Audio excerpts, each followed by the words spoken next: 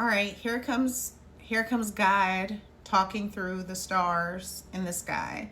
There is magic happening from July the 15th through I think the 22nd, where we have our outer planets lined up at 4 degrees of their respective signs. So Uranus is at 4 degrees of Gemini, Pluto is at 4 degrees of Aquarius, Neptune is at 4 degrees of Aries, and Jupiter is moving into 4 degrees. It's at like 3 degrees and like 15 arc minutes of Leo. This is Aries choosing the path, having the courage to begin. Gemini rewriting the story. Your mind is going to create your future. Leo, lead with quiet confidence and self-mastery. Become the example. And Aquarius, heal yourself so you can contribute to the collective. So this is personal transformation becomes collective service. Okay? And all of these planets are supporting each other in this expansion of their energy. The number 4 is spiritual guidance. It's stability. It's protection. And so they are all at the beginning of this journey where they're having this conversation in the sky. And each planet is having a different conversation with the other planet, but they're all really positive. So I'm going to go through the aspects of what's happening.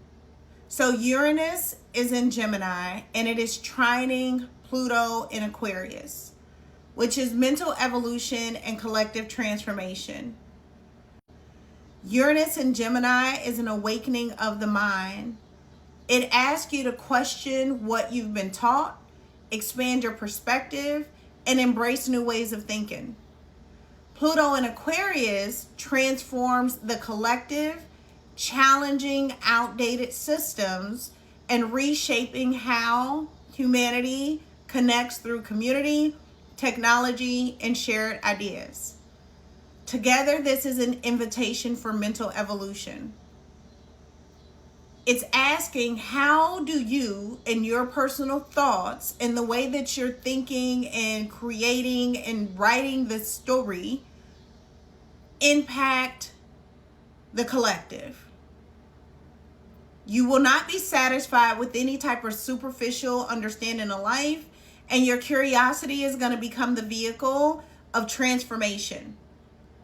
Not for yourself, but also for the collective.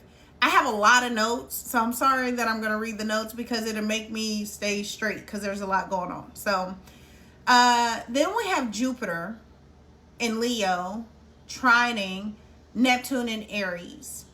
So this is inspired faith and courage. This transit is going to stimulate the idea and spiritual side of your personality.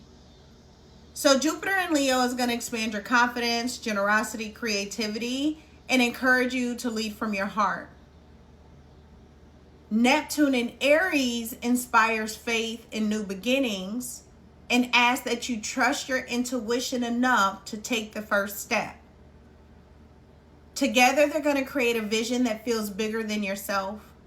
Spiritual studies, mystical teachings, and deeper ideas become attractive.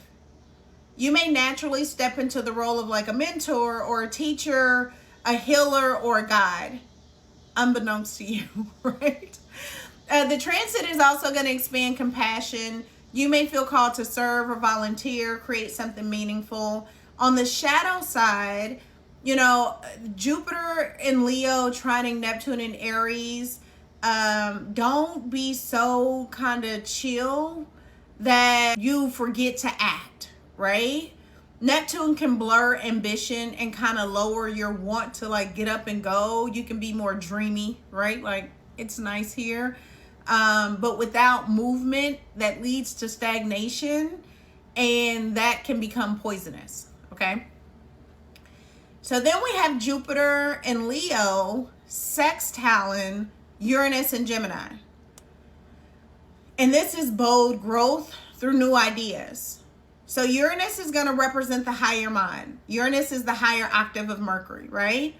So Jupiter in Leo is going to encourage you to expand through confidence, creativity, authentic self-expression. Uranus in Gemini introduces new ideas, conversations, technology, and perspective that reshapes how you think. It's going to give you the desire to create positive change that lead to greater knowledge, bigger communities, better life experiences. Your ideas are going to move really fast and quick. So this is a good time to like walk around with a pen and paper, or make sure you got like notepad or an app or something where you can consume your ideas. Problems that you once felt you could not solve, you may have a great idea on how to solve them. Immediate solutions. You may also become impatient with routine, right? Because Uranus is more like sporadic, and then Jupiter in Leo is expansion. So mundane things may feel boring, especially if they don't support your growth, right? If they don't support these new ideas, you're gonna get bored with them, and you're gonna have to figure out, and you will, new ways to move yourself forward. There could be unexpected opportunities that appear out of no fucking where. Learning, networking, technology, education, writing, speaking. Interruptions that happen with this are divine redirections. This is God coming in and going, no. Let's go this way, okay? Then we have Jupiter opposite Pluto. So could be a power struggle, you know? It is going to be influenced by like leadership. You can become really successful. You can feel really driven and powerful. The issue is that we have the South Node and the North Node entering. South Node into Leo, North Node into Aquarius. And that is where this me versus we is happening, which is what an opposition is, right? It's like the self versus the collective. And Jupiter in Leo is definitely the self, the ego, versus Pluto in Aquarius, which is like transformation of the collective. So like Pluto in Aquarius is asking whether the power that you have serves you, the individual, or the collective. Jupiter in Leo wants to shine. You may get a role that offers you greater responsibility, that allows you to expand the life of many, but with the power comes the accountability. So don't be so right and so rigid in your want to shine that you're not listening, that you're not taking feedback, that you're being inconsiderate of others. Because power is not about winning. It's not about the individual. It's about transformation of the collective. We want everyone to wake up. I feel like this is the time is now. This is the time is now. I also feel like, okay, I'm gonna keep going through the different, so we have Jupiter in Leo opposing Pluto in Aquarius happening. And then we have Neptune in Aries sextiling Uranus in Gemini. So this is the consciousness of awakening, right? It's so exciting. But this is going to wake up your interest in the unseen. Neptune in Aries inspires spiritual courage, while Uranus in Gemini expands the mind. Suddenly, life feels much deeper than it once did. You may become fascinated with astrology, metaphysics, psychology, consciousness, meditation, or other spiritual studies. This is, if you have lived primarily through like logic or having to see it or very rigid foundations, this is going to open you up to more. But if you've already been on a spiritual path and you know that there is more, this is just going to offer you new dimensions of that understanding. But you may feel called to improve the world by changing how people think. Like me. I'm like, look at the stars. There's things to learn. Okay, so join me, right? That's what I'm feeling. And then the last aspect that I'm going to talk about is Neptune in Aries, sextile and Pluto in Aquarius. This is spiritual evolution through collective change. Many parts of our old lives are naturally falling away during this transit. Neptune is dissolving old identities. Pluto is transforming outdated systems. Together, there's rebirth.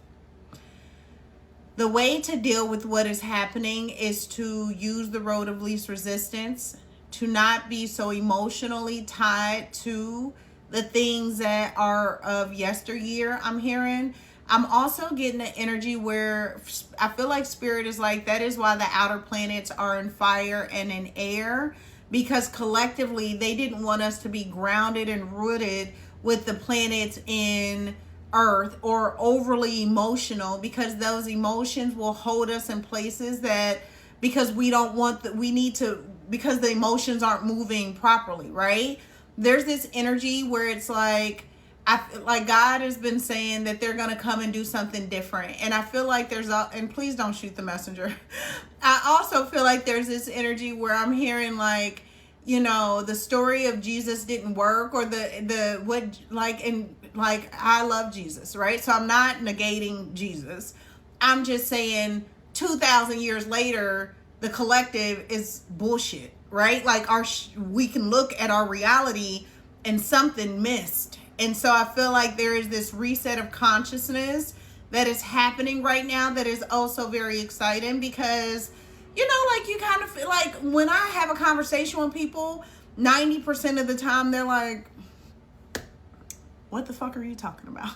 And I'm like, oh, okay, you know, I'm the only one, you know? So I want people to wake up, and I want people to expand their mind, and not to come and study the stars like me, but there's so much more truth. There's so, in the trees, in the seasons, and whatever the fuck you, in yoga, in meditation, and learning yourself, and understanding your own, like, releasing yourself from the stories and identities. And I feel like that is a big part of why Mercury is also retrograde right now. Like, the stories told from my ancestors have dissipated. They no longer fit our reality. Yet it's like trying to put on clothes. I'm seeing a bunch of people in like old clothes and styles that are outdated now. Like, we wouldn't do that, but we carry this subconscious mindset that is really needs to be released. Like, I feel like there's this big cleansing going on as these planets lock in. Again, this is going to be from July the 15th through the 22nd. We have our outer planets lining up at 4 degrees of their collective signs, their current collective signs, and creating sextiles and trines. And a sextile is an opportunity, but you have to take action. A trine is an ease and a fluidity that happens naturally. A lot of times you don't even feel the energy of a trine. You just know that things weren't as complicated today, or today was a good day, or, you know, something like that. But a sextile, you have to like take action and walk through or do the thing or participate in some way. And so I will come back and tell you what areas of life, but you have you want to look at Gemini, Leo, Aquarius, and Aries. That was hard, of your chart, to know what houses are supporting this collective change and this personal change, because you will be impacted by it. You'll see the people around you. Your children are going to be impacted by it. Everybody is going to become more curious. The old beliefs are falling away.